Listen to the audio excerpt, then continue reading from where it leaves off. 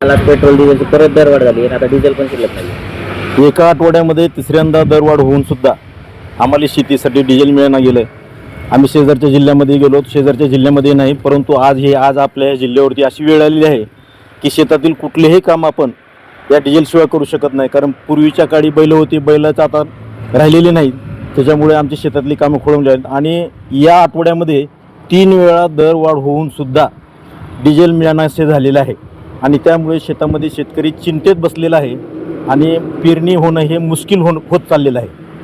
आजही दर वाढला 1 रुपयाने, काय म्हणतात? आज एवढा दर वाढून सुद्धा पेट्रोल डिझेल मिळाना गेले, एवढी शोकांतिका आहे. या सरकारने शेतकऱ्यांसाठी तरी कमीत कमी खुल्लं करून द्यावं, ही आमची शासनाला विनंती आहे. सांगाल तुम्ही सध्या डिझेल खरेदीसाठी आलाय, काय पंपवाल्यांनी काय सांगितलं? आता ह्या चौथा पंप आहे माझा. हां. चौथ्याही पंपावर डिझेल नाही आहे. इकडं पलीकडल्या पंपावर जाऊन आलो तिथं डिझेल नाही, इकडल्या 2 पंपावर जाऊन आलो डिझेल नाही. आता आमची शेतीचे सगळे कामं त्याच्यामुळे खोळंबलेली आहेत.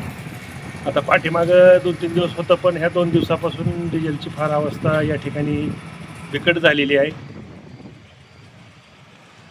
काय म्हणतात पंपवाले? डिझेल शिल्लक नाही म्हणते. आणि आता आज पण डिझेल पेट्रोलचा 1 रुपयाने दर वाढलाय. आता गेल्या 8 दिवसापासून हा तिसरी दरवाढ आहे जवळपास, आणि दरवाढ होऊनही डिझेल मिळत नाही.